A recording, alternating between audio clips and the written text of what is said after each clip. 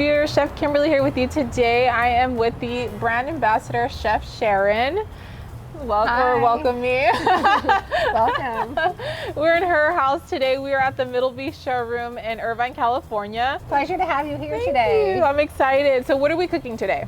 So today we're using the Lynx grill. I'm using the flat top grill, and I'm gonna make a grilled asparagus, which is gonna be really a quick vegetable to do outdoors. And I'm gonna top this with a pecan and Chilpian chili crumble with a little bit of Peloncio, or similar to a brown sugar for sweetness, and a little lime juice for acidity. So what I have here is some fresh asparagus spears that I have blanched for 2 minutes. I wanted to have them be a little bit tender crisp and very bright green. So by plunging them into boiling water, boiling salted water for just 2 minutes, pulling them out and putting them into an ice bath to shock them. Which is super important, right? You always want to shock them into an ice bath. Shock them, stop that cooking. And you can see that they're still very, very crispy, but a little bit on the tender side as well. So I have the flat top grill heated up to a medium-high heat. I'm gonna lay the asparagus on the hot grill. I don't have any seasoning on this yet. And do you need any oil for it, or? We're gonna need a little bit of oil, so I'm gonna get them laid down. I'll do about that much to start.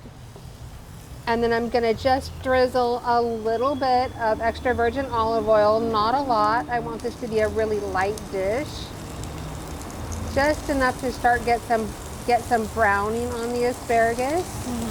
And while these grill, I'm gonna add just a pinch of kosher salt, just to lightly season.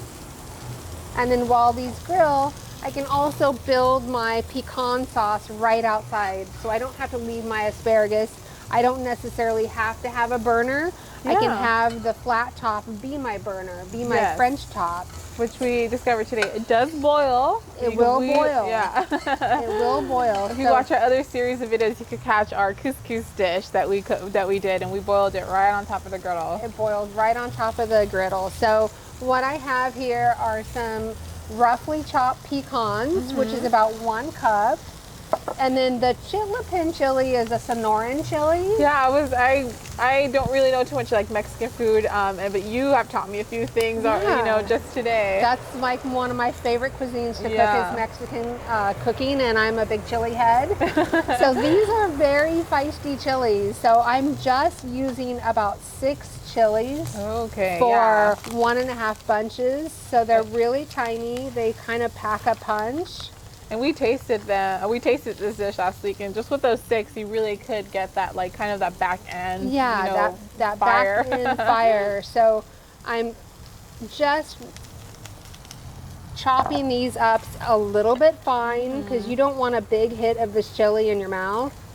So with your knife, you could certainly use your mortar and pestle to crush them up. Oh yeah. So these dried chilies, they're dried chilies, correct? They're dried chilies. Everyone in Sonora tends to have a Chilpian chili bush in their house. So I tried to grow one this year, but I didn't have very good luck with a lot of my chilies this year, but I wasn't home a lot this summer, so everything got a little bit neglected. Well, at least you start a garden. I kill all my plants. I can't even keep a succulent alive, and that's the easiest one. That's great. So in here, I have 2 tablespoons of butter, 2 tablespoons of olive oil, so equal parts, with my 1 cup of pecans, my 6 finely chopped Chilpian chilies, and a good pinch of salt, which is already in here.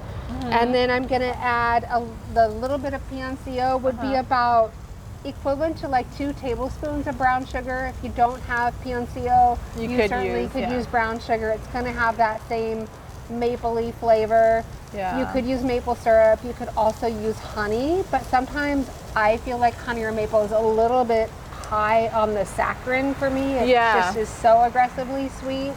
And I just And want I that. feel like it overpowers it. Yeah. Yeah. And I I feel like this gives it like almost like an earthy kind of. Very much earthy. So I would cut off just about, you know, a 2-inch piece, chop it up, and I've already added that in as well. And then I'm going to turn our asparagus because I can hear it sizzling away, which means I know there's some browning.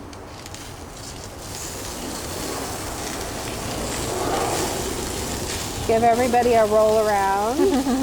This is nice to do instead of a grill because then you are not losing any asparagus in your grill. You're kind of you're still getting that really nice color without sacrificing any asparagus. Because isn't that true? How many times have we like Oh my grilled gosh. on an open grill, and even though you're going in the opposite direction, I always lose some. Yeah. Especially if we're trying to flip it like that, I would have lost like 10 already. somebody This wants green beans. overboard. Yes. And then to finish the pecan crumble, it's just, I'm going to give it just a squeeze of a half of a lime. If you don't have lime, certainly you could use a lemon. But a lime is going to give it that, like, just that little hit of acid. So we got all of it. We have have that fat, heat, Salt, acidity, sweet. salt, yeah, sweet. My kind of dish. Very balanced.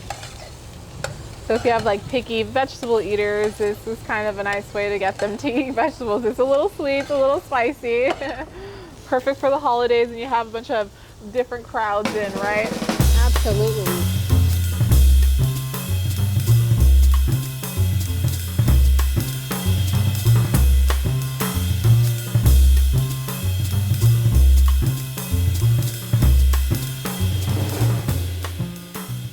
I think our asparagus is ready to come They off look the ready to grill. me.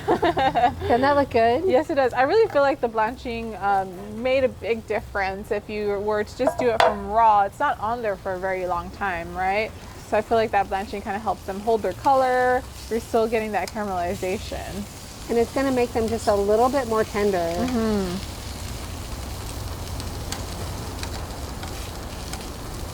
That's good. I love asparagus. I'll do my best to artfully plate. Yeah. Just imagine where it's Thanksgiving Day, you're just prepping all these meals for all your family and friends. And I trust that these would actually taste pretty good room temperature as well. Yeah. But I like to start out serving one. You know, when you're the chef or the cook, you tend to be one of the last people to eat. Oh yeah. Or you by the time you sit down, you're already full because you've been trying everything the entire time. I can tell you how many times I'm like, oh, I don't even want to look at it anymore. I've been cooking all day. I don't want to look at food anymore. Absolutely. So here we have our pecan chitlapin chili crumble. So nice. I love the colors. It's beautiful. Isn't that nice? I like that you would think because of the sugar that it would come like almost, it would be like stuck together, but the pecans are still pretty separated and it's like enough to kind of crumble all around. It's not like a brittle or anything, right? That looks amazing. Doesn't that look good? Yes, So there we go. I'm so excited. Okay, so I was so excited to see this on the griddle. I love seeing different things. I think people always think breakfast, right? But you could actually do veggies on here with a nice pecan crumble. So thank you for sharing this recipe with us. Welcome. For our viewers watching, if you would like to see this dish and our other holiday dish series in our Lynx Outdoor Grill, please visit our YouTube channel or go to PIRCH.com to find a showroom nearest you. And I want to thank Chef Sharon for having me here today. It's been wonderful. Please invite everyone to your showroom, right? Yes, thank you so much for being here with us. I have a new chef friend. I know, we're like right down the street from each other. I'm really excited about that. And to all of you, thank you for viewing, and please come visit our Middleby showroom here in Irvine, California. Thank you, everyone. Thank you.